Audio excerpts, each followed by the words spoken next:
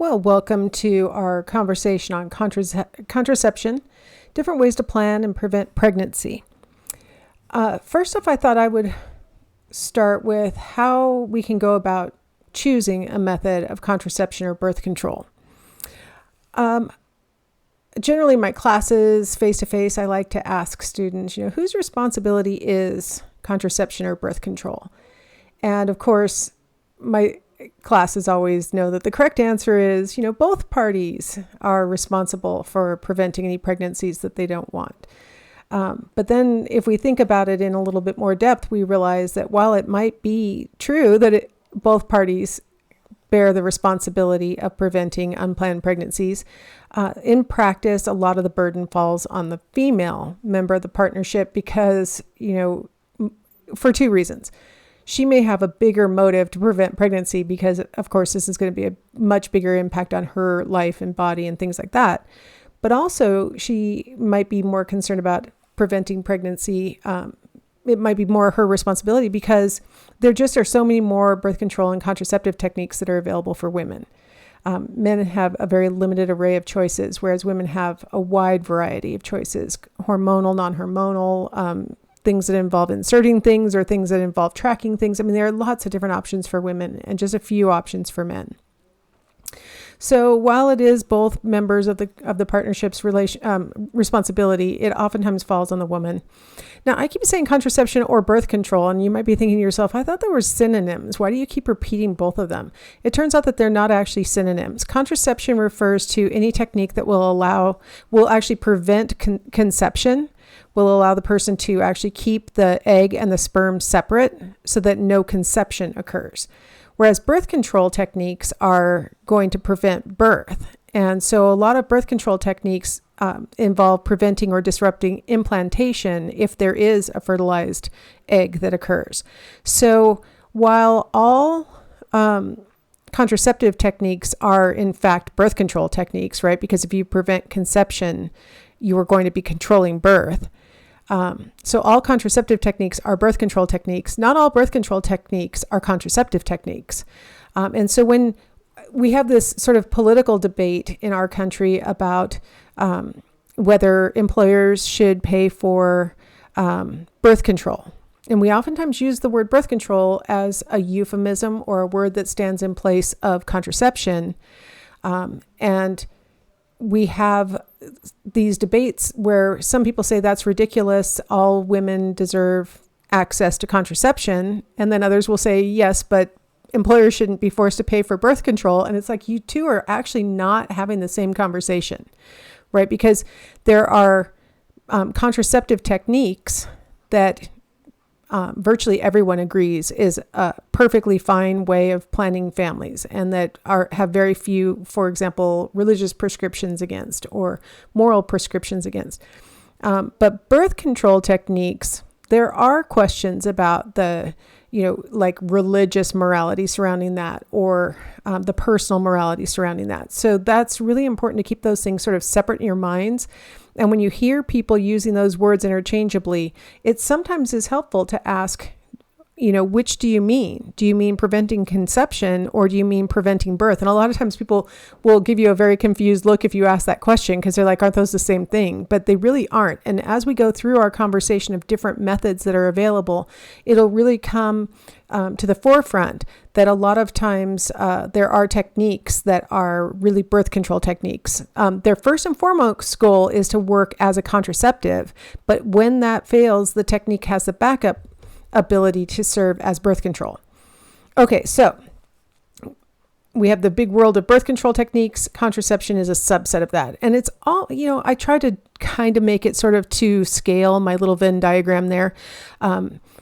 Because contraceptive techniques are most of our birth control techniques. So there's just a few techniques that have, usually as an added backup part of how they work, the birth control component.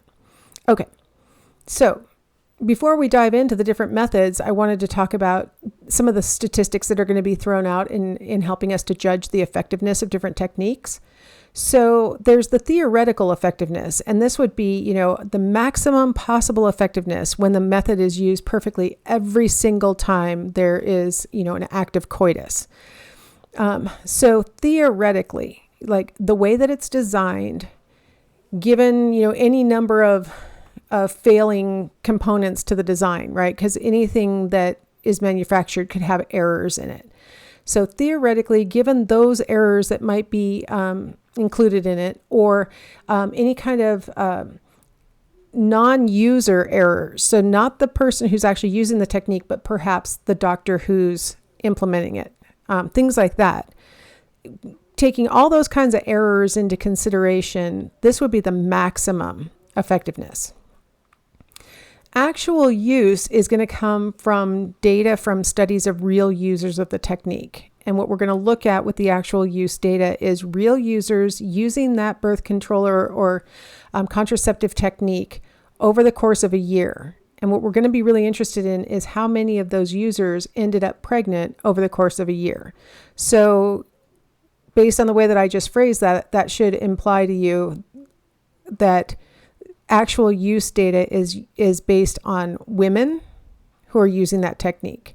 So even if it's a method that the man would implement, for example, condoms, or male sterilization, or the withdrawal method, even if it's something that the man is using, we're going to measure the effectiveness of that technique through how often their partner becomes pregnant within a year, right? So both theoretical effectiveness and actual use. What I'm going to do is report to you the failure rate. So the number of pregnancies per 100 women using that method for a year. So, of course, think about the research that would take. That would mean that this woman has chosen a birth control or contraceptive technique and is going to be using it as their only method for a year. Right. And we all know that sometimes people switch methods, things like that. So it's a subset of potential, women in the world that could then be examined who have used this technique for at least a year. And we see whether they became pregnant during that year. So the reason why I wanted to really emphasize that there's this theoretical versus actual is that the bigger the difference between those two numbers, the more we realize this must be a difficult method to use.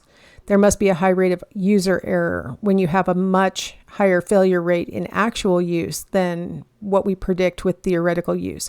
And you're going to see that in a lot of our techniques, that theoretically they should work really well. And in actual use, we're seeing a lot of failures. So we will talk a little bit about factors that can go into those, into that difficulty that makes higher rates of failure. So there really is only one 100% effective method for both preventing pregnancy and preventing STIs. Now, we've already in this class discussed different ways that people can get STIs. So when I tell you that selective abstinence will prevent pregnancy and STIs, selective abstinence means that we're pretty much avoiding behaviors that could lead to pregnancy. So we might say oral sex is okay, or anal sex is okay. But then if we want to say and STIs, we're going to have to basically say, no, genitals coming in contact with any mucous membranes, right? That's basically what we're going to have to say. So that's still going to be selective abstinence, not celibacy. Celibacy is when you say, I'm not going to have any sexual contact at all. And that would be all the way from kissing, anything interpersonal, kissing all the way up to and including any kind of penetration of body parts, right? So when we talk about selective abstinence, we're talking about if you're trying to prevent both pregnancy and STIs, you would have to avoid any kind of genitals and mucous membranes coming in contact of any sort, right? If all you're worried about is pregnancy, really, then it leaves oral sex, anal sex, and everything else on the table except for penis vaginal sex. So I think we've got all of our terminology down. So I think what we're going to move on to next is some unreliable methods that I do not recommend that you use if you really don't want to have an unplanned pregnancy. If you really, I say that don't want to have an unplanned pregnancy. I mean, it seems like a redundant phrase. Don't want unplanned pregnancy. Sometimes we call it unplanned when the truth is, we were kind of ambivalent. Maybe we were kind of thinking it would be okay. That's like that. And if you're going to leave it to chance, then hopefully you are kind of maybe open to the possibility of having a baby, because in actual use, the failure rate is 85%. Over the course of a year, if a couple does absolutely nothing to prevent pregnancy and has coitus reasonably regularly, the probability is 85% that they will become pregnant during that year. We're going to talk later in this chapter, actually the next chapter on, we'll talk a little bit about infertility, because if you're in the other 15% who don't get pregnant within a year, then we're starting to worry about infertility. So chance is not one's best, strategy for avoiding pregnancy. How about douching? Now you might be thinking, how about what? Douching as a birth control method? Well, hopefully you are thinking that, because it is not a birth control method. But look, it does actually reduce your risk relative to chance. In case you've never heard about it, I'm going to queue up as the next video in the playlist this douche and don'ts, birth control myths from Planned Parenthood, I think it is. And they're going to explain what the idea of douching is, and then also why it doesn't work. So I will see you on the other side.